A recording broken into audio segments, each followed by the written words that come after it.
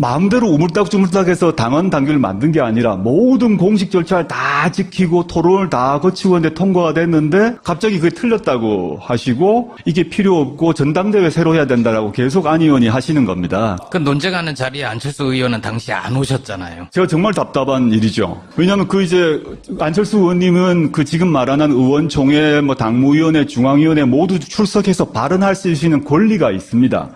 근데 그 자리엔 전혀 안 오세요.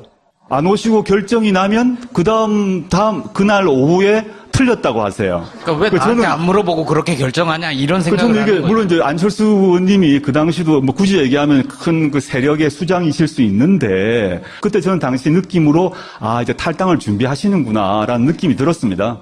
그래서 제가 그 말을 질렀을 때 주변 사람들이 심한 거 아니냐라고 많이 욕을 먹었어요. 근데 저는 아무리 탈당하실 것 같아. 그러려면 깔끔하게 정리하는 게 맞지 않겠냐. 이런 취지에서 말씀드렸죠. 몰아내신 거야.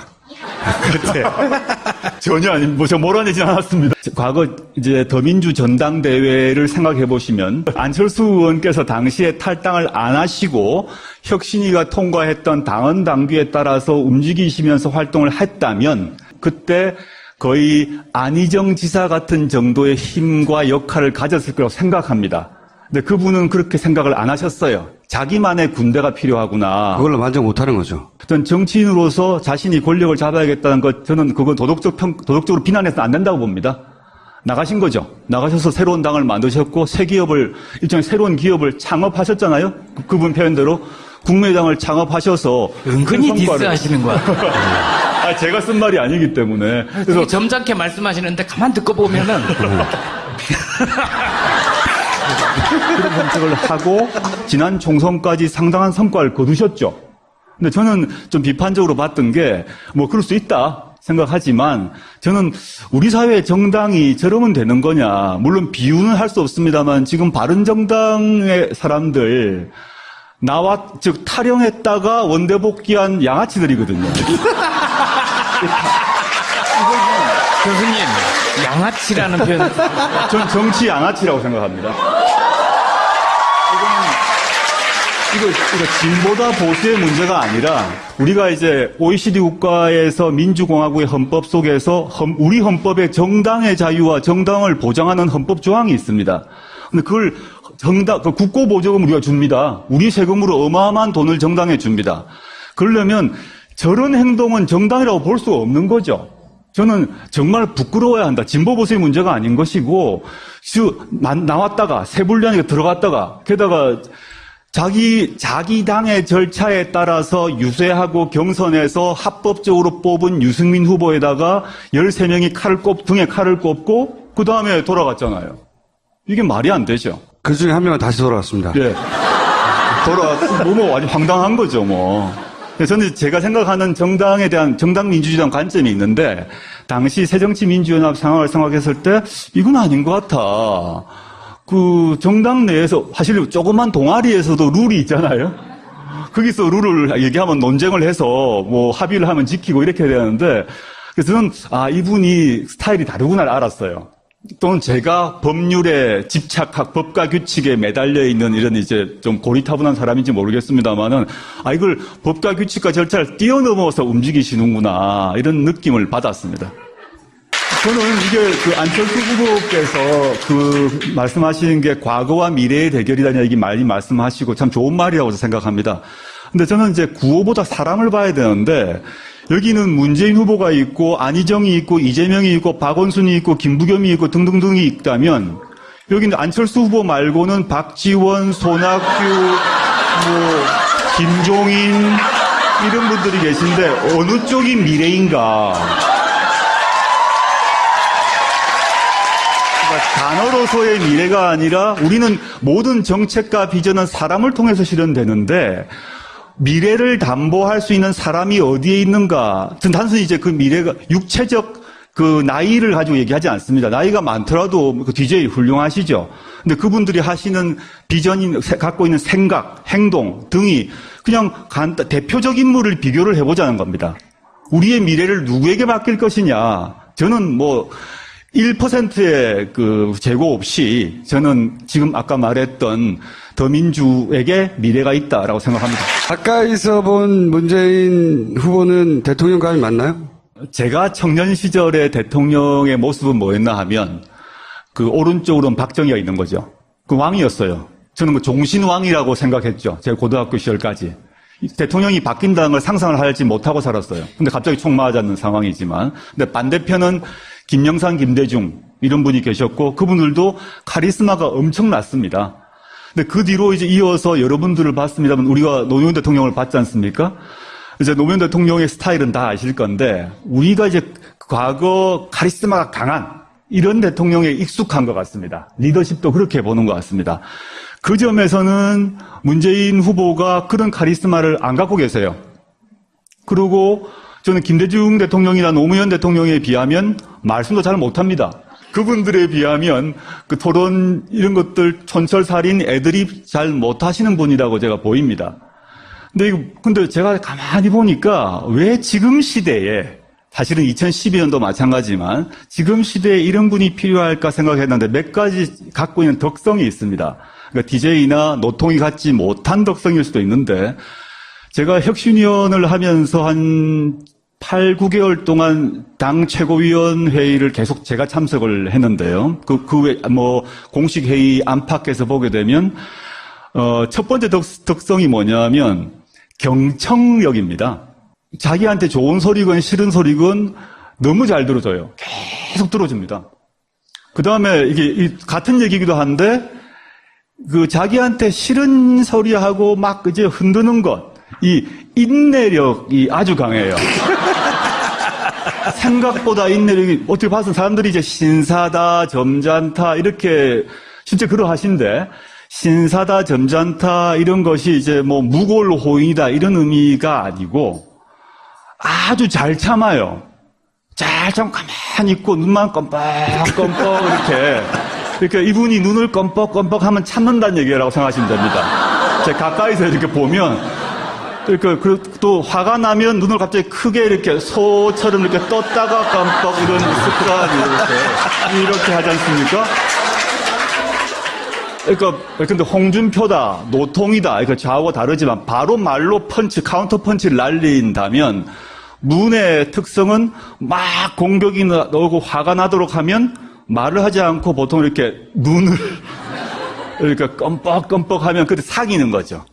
그때 이렇게 사귀었다가 말을 하는. 그 다음에 하나 더 말씀드리고 싶은 거는 아까 대통령의 덕성인데 엄청난 원칙주의자입니다.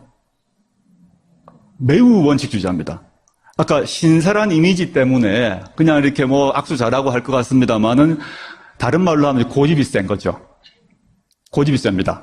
원칙주의자란 말은 제가 혁신위원 할 때만 생각해 보게 되면 혁신위원을 제가 받아들이는 조건으로 그 당시 문 대표님에게 우리 혁신안을 만들게 되면 문 대표님 또는 문 대표님 사람도 날아갈 가능성이 있다. 그에 대해서 간섭할 거냐 안 할 거냐에 대해서 간섭하지 않겠다는 걸 지켜달라라고 얘기했습니다. 일체 전화해가지고 이건 좀 봐줘라 이런 거 있을 수 있잖아요. 언론이 나지 않지만 근데 저한테 혁신위원 그 전체 기간 동안에 7, 8개월 동안에 한 번도 전화를 안 했습니다. 안 친한 거 아니에요? 근데 보통 그 경우 제가 모르는 사이도 아닌데 문자를 보내거나 전화 한 통화 할 수도 있는데 한 번도 전화를 안 했습니다. 그리고 그 뒤로 보더라도 이제 혁신안이 통과되느냐 마느냐 가지고 거의 분당 직전에 왔을 때 당시에 문 대표가 뭐라고 그랬냐면 당원 전체 전당원 투표를 걸겠다. 이게 혁신안이 통과 안 되면 내가 대표직 그만두겠다는 것을 전당원 투표에 걸겠다라고 대표직을 걸었습니다. 사람들이 막 결사적으로 말렸어요.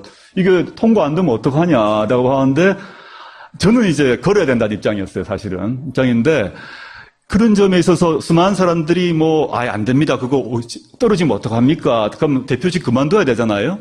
이렇게 당내 세력이 어떤지 모르는 상태고 지금처럼 분당 이후에 문 대표를 지키자고 많은 분들이 대거 입당을 했지 않습니까? 그 이전 얘기입니다. 불리한 조건이었어요. 당 세력으로는. 근데 끝까지 하겠다고 그러더라고요. 그래서 이분이 그 경청을 하는 사람이고 비판적인 말을 인내를 하고 경청 인내 후에 자기 입장을 정해요.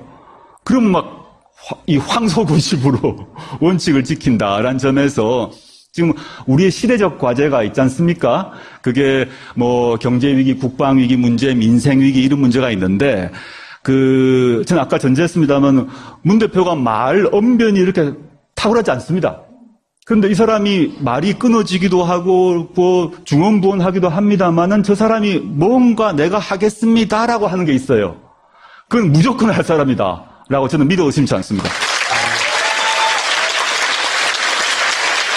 계속 많은 이야기를 하도록 내버려 둘수록 점점 더 멋있게 보이기 때문에 빨리 끊어야 되겠다는 생각이 들고 이 법학자로서 그리고 이제 오랜 세월 정치판에 대해 관심을 가지고 지켜본 사람으로서 이번 대선의 의미가 뭡니까?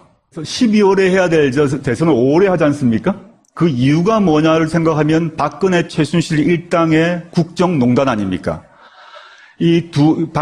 박근혜 최순실 일당의 국정농단이 뭐냐? 헌법과 법률을 마음대로 어긴 거죠. 전 법학자로서 물론 일반 시민들도 분노했겠습니다만 법을 가르친 사람으로서 이건 말도 안 되는 얘기를 한 겁니다.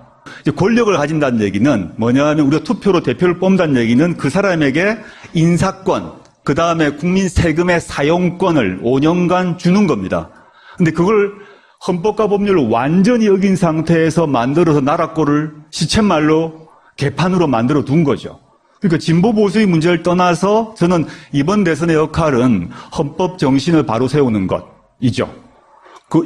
이게 진보 보수의 문제로 됐다면 탄핵 자체가 불가능했을 겁니다. 바른정당의 사람들이 탈당해가지고 바른정당을 만들어가지고 탄핵에 동참했지 않습니까? 물론 이제 홍준표 쪽에 자유한국당은 얘기할 필요가 없으니까요. 그래서 이걸 정말 우리가 앞으로 5년 동안 문재인 후보가 대통령이 된다 그러면 5년간 할 수 있는 일이 공약을 다 지킬 수 있을 것인가? 쉽지 않다고 봅니다. 아무리 문재인이라 하더라도. 저는 문재인 대표가 되시고 그 뒤에 또 5년 또 그 다음에 5년 이렇게 해서 요번 2017년에 문재인 후보 입에서 나왔던 공약, 우리 여러분들이 받았던 공약집이 완성되고 실제 실현되려면 10년 이상 걸릴 거라고 봅니다. 근데 지금 시점에 문재인 정권이 해야 될 일은 가장 기본적으로 나라의 뿌리를 새로 박는 거죠. 기둥을 새로 잡는 걸 먼저 하고, 그게 이제 1차적인 것 같고요. 법학자 입장에서는. 그에 기초해서 두 번째는 저는 민생위기라고 봅니다. 이 민생이 워낙 안 좋은 상태이기 때문에 저는 국가의 안보 문제나 이 문제는 다르게 외교적으로 처리할 거라고 보고, 우리가 외교 문제를 우리가 나서서 해결할 수는 없지 않습니까? 그거는 이제 청와대와 외교부 등등에서 할 거라고 믿어 의심치 않고요. 당장 우리의 삶을 바꾸는 그런 대통령이 돼야 될 것 같고, 그거는 임기 초기 3년에 빨리 해야 될 것 같아. 왜냐하면 아무리 우리 사회에서 위대한 분이 대통령이 되더라도 5년차 임기가 5년이기 때문에 4년차 들어가면 힘이 빠지거든요. 그래서 초기 3년에 빨리 법과 원칙을 세우고 그다음에 민생 문제를 해결하고 이런 걸 하면 사람들이 법과 원칙을 세우고 나의 삶이 달라졌다라고 보면 이 사람 말고 그다음 사람에게도 한번 맡겨보지 않겠습니까? 그러면 또 한 10년 가는 거죠. 민주개혁 세력의 장기 집권을 꿈꾸십니다. 전 아주 강력히 꿈꾸고 있는데 당시 새정치민주연합 상황을 생각했을 때 이건 아닌 것 같아. 정당 내에서 사실 조그만 동아리에서도 룰이 있잖아요. 거기서 룰을 얘기하면 논쟁을 해서 합의를 하면 지키고 이렇게 해야 되는데, 그래서 저는 이분이 스타일이 다르구나를 알았어요. 또는 제가 법률에 법과 규칙에 매달려 있는 이런 이제 좀 고리타분한 사람인지 모르겠습니다만은, 이걸 법과 규칙과 절차를 뛰어넘어서 움직이시는구나, 이런 느낌을 받았습니다. 저는 이게 안철수 후보께서 말씀하시는 게 과거와 미래의 대결이라는 얘기 많이 말씀하시고 참 좋은 말이라고 생각합니다. 근데 저는 이제 구호보다 사람을 봐야 되는데, 여기는 문재인 후보가 있고 안희정이 있고 이재명이 있고 박원순이 있고 김부겸이 있고 등등등이 있다면, 여기는 안철수 후보 말고는 박지원, 손학규,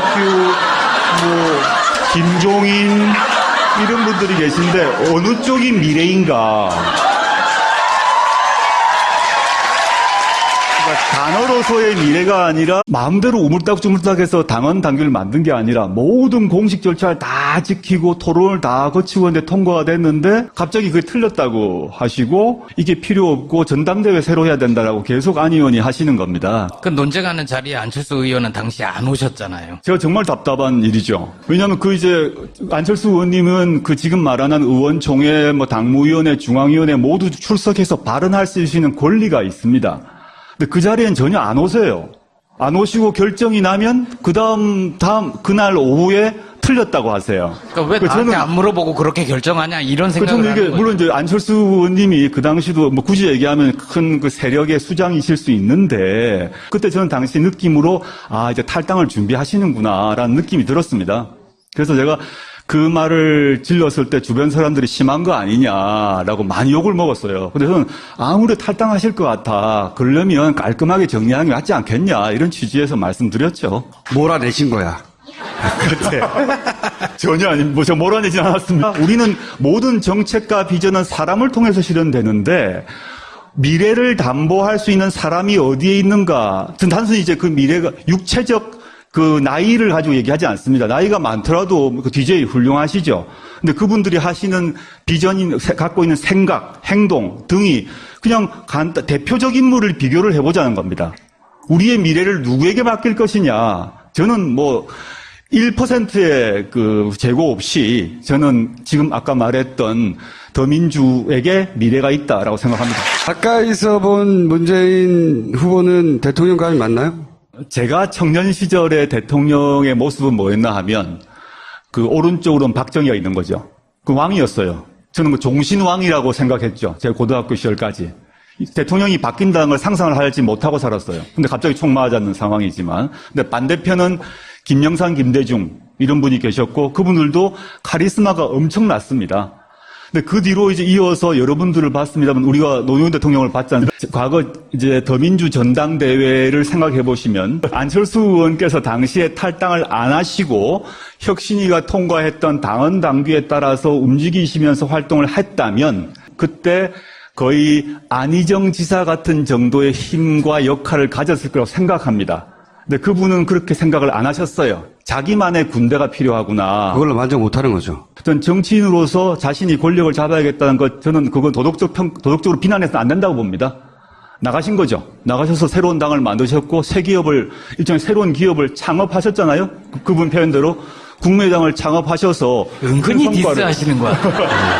제가 쓴 말이 아니기 때문에. 그래서 점잖게 말씀하시는데 가만 듣고 보면은.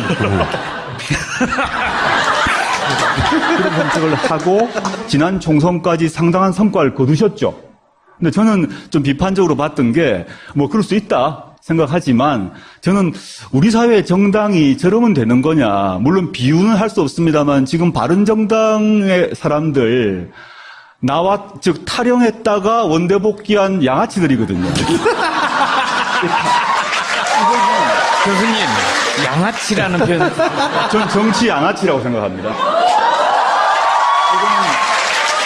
이거 진보다 보수의 문제가 아니라 우리가 이제 OECD 국가에서 민주공화국의 헌법 속에서 우리 헌법에 정당의 자유와 정당을 보장하는 헌법 조항이 있습니다. 근데 그걸 국고보조금 우리가 줍니다. 우리 세금으로 어마어마한 돈을 정당에 줍니다. 그러려면 저런 행동은 정당이라고 볼 수가 없는 거죠. 저는 정말 부끄러워야 한다. 진보 보수의 문제가 아닌 것이고 나왔다가 세불리안에 들어갔다가 게다가 자기 당의 절차에 따라서 유세하고 경선에서 합법적으로 뽑은 유승민 후보에다가 13명이 등에 칼을 꼽고 그 다음에 돌아갔잖아요. 이게 말이 안 되죠. 그 중에 한 명은 다시 돌아왔습니다. 예. 아주 황당한 거죠, 저는 제가 생각하는 정당 민주주의당 관점이